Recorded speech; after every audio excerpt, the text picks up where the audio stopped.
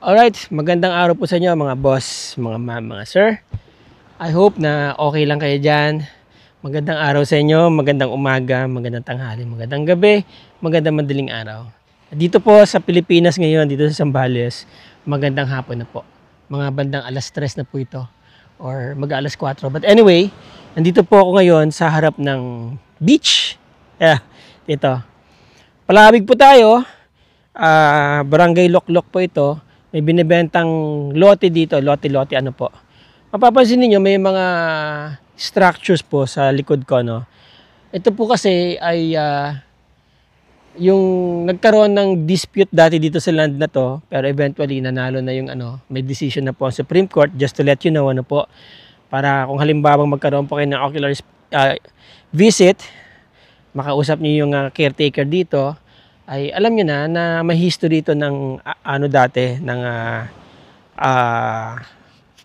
nagkortehan sila nagkaroon ng demandahan. Eventually yung talaga may-ari nanalo po at may decision na po yan ng Supreme Court, meron na ring finality. All right, so basically safe na pong ibenta nung may-ari itong property. May binebenta po siya dito 1,300 at saka 1,500 beachfront po, 6,000 per square meter po ang presyo ng may-ari dito. Yan. So, just to give you, para pakita ko lang po sa inyo yung itsura dito sa ground. Ito po yan. So, ito. Ito po yung property na for sale. Ito po, meron pong around 13 to 15 square meters po or meters na frontage papunta po doon. 1,300 plus po yan. Alright? 6,000 pesos per square meter. Diretso po yan hanggang doon sa may kalsada. Meron din pong kalsada dito sa gilid. Ayan o. Okay, ito.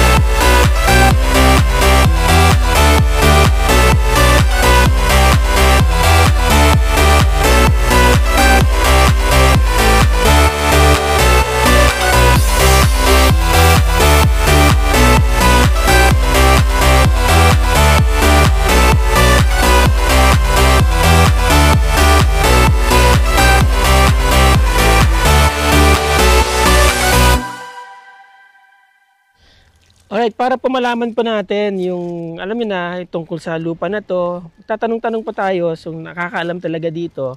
Si Sir, pakilala po kayo, Sir. Sino Noel Santos po. Noel ang Santos. may special power of attorney Dito. dito sa Okay. property ito. Alright. Kuya, gaano kalaki po itong property?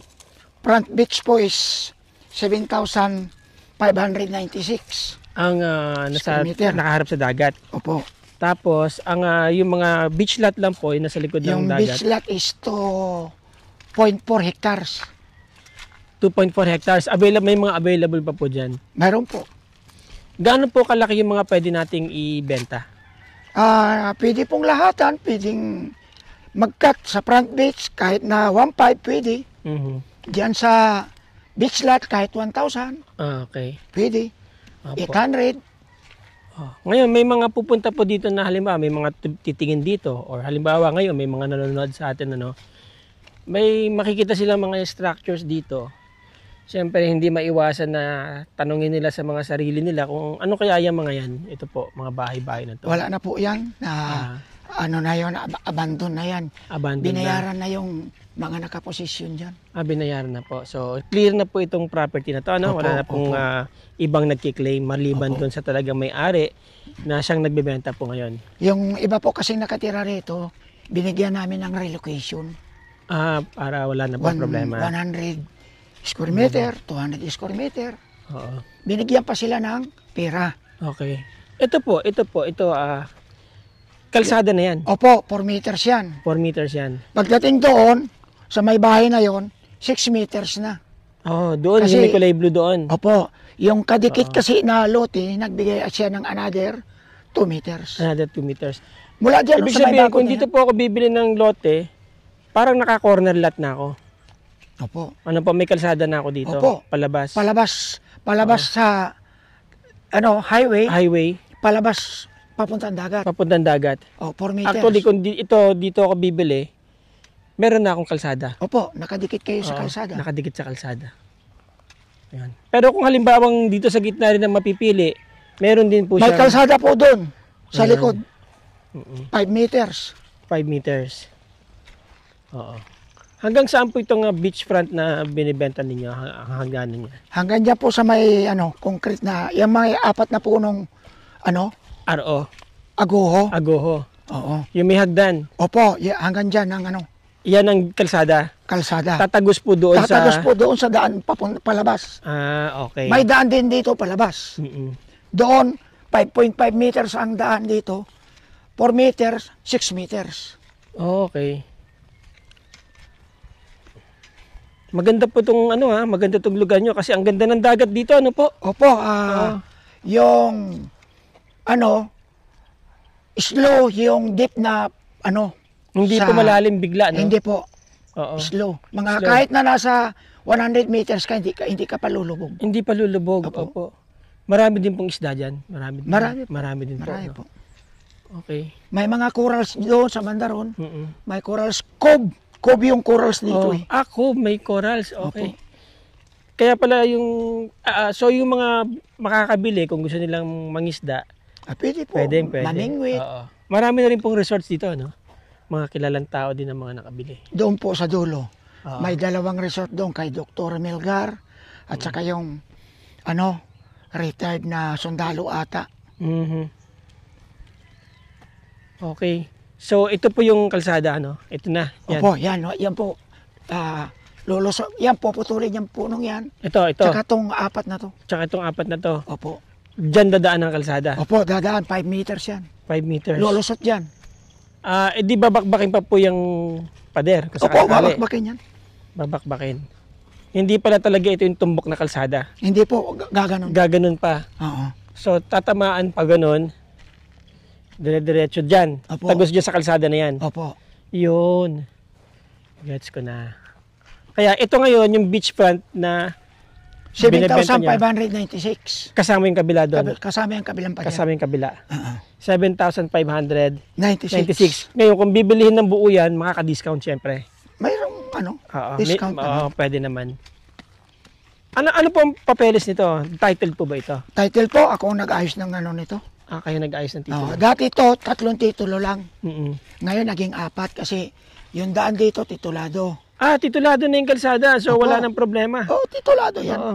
Kahit yan, titulado yan. Private road yan eh. Titulado na yung kalsada na yan. Walang pakialam ang ibang tao dyan. Oo. Yung nakabili rito, sila ang may daan dyan. Okay. Pero Yun syempre, lang ang hindi. kung mo titulado yan, napapagamit yun na rin sa iba. Sige po, Okay lang. yan ay kasi ako rin na nakapagbinta dyan, kaya pinapadaan na namin sila dyan. Okay. Ang lalaki ng RO, no? Alang agoho. Opo. Oo. Ito, century na to eh. Century na, sayang naman. Tinamaan Walang lang kasi ng mangyayari, daan eh. tinamaan talaga siya ni Surveyor, no? Actually, hinihintay ko na lang yung approval ng DNR dyan. Kinunan nyo na po ng permit. Opo. Oo. So, ito naman po yung, mula dito sa kalsada na to, ito na po yung sinasabi yung 2.4. 2.4. Hanggang doon na. Yan, Actually, sa drone. ito is, lahat ito is 4.5. Kaya lang, nabawasan na eh. May nabinta-binta na May kami mga rito. nabenta-benta na. Oo. Kaya natitira na lang 2.4. Ngayon, itong 2.4 na to, gaano kalaki ang pwedeng bilihin dito? Gaano kaliit? 1,000. 1,000. Oo. 800. 800 pwedeng bumili. Mm. Meron na rin po mga plano ng mga daan yan kung sakali. Ay, wala pa po. Wala pa. Wala pa. So, pwede pang bilihin ng buo. Pwede. 2.4. Pwede. Oo. Yun, maganda. Okay. So, yun na lang, Manong. Maraming salamat po sa inyo. Opo. Yung mga, yung baka tanungin nila yung mga bahay doon, Oo. sila yung dati nakaakupa rito. Minove lang sila doon. So, kaya wala nang problema Walang talaga. problema. Oo. At least, meron pa rin humanitarian consideration. Yan, yung bahay na yan, binayaran yan. Yung kulay berde na, yun na siya ngayon. Wala lang nakatira dyan. Wala. Yung caretaker ng property. Binibenta rin po yan. Lahat yan. Pati yung kasama yung bahay kung Kasama sakali. yung bahay. Kung Okay. kursunada nila yan. Tagosan, yung daan. Oo. Kung kukuha sila ng sukat na 4,000 o kalahati hektarya, pwede. At yan ang kursunada nila. Okay. Sige. May bahay na yan, may aircon yan, may kuryente, may... Magkano po binibenta yung bahay? Ay, buo po kasama sa property yan. Sa 2,400. 2.4 hectares. Opo. Kung sakali. Pero hindi ba pwedeng yung portion lang ng may bahay doon? Pwede rin po Pwede siguro. rin siguro. Pero actually, ang sabi kasi sa akin nung pag bininta yung lote, kasama yung bahay. Okay. Alright. Maraming salamat, Kuya. Opo. Marami. At Okay lang po. sana makakuha tayo ng buyer dito sa property na to. Ano po? Alright, mga boss, mga ma'am, mga sir. So, there you go. Ano po? Available po itong property na to, 6,000 per square meter. Pero depende yan sa bibili nyo. Kung bibili nyo ito ng buo, itong 2.4 hectares, may discount po kayo syempre doon sa presyo. Yung beachfront po, may available doon na ilang tig 1,500. Meron pong available doon na 5 tig 1,500 square meters. Alright, mga boss, mga ma'am, mga sir, yung mga interesado po dyan, gusto nyo makita itong property na to, nandyan ang aking number, nandyan ang aking WhatsApp, Globe, Viber, at ang aking email, nandyan po. Ang aking Facebook link, nandyan po sa description ng video na to. Dyan yan po ako i-message. Sasamahan ko po kayo dito sa property. Again, maraming salamat mga boss, mga ma'am, mga sir. Till the next video. Ciao. Now my wheels in motion and my windows open.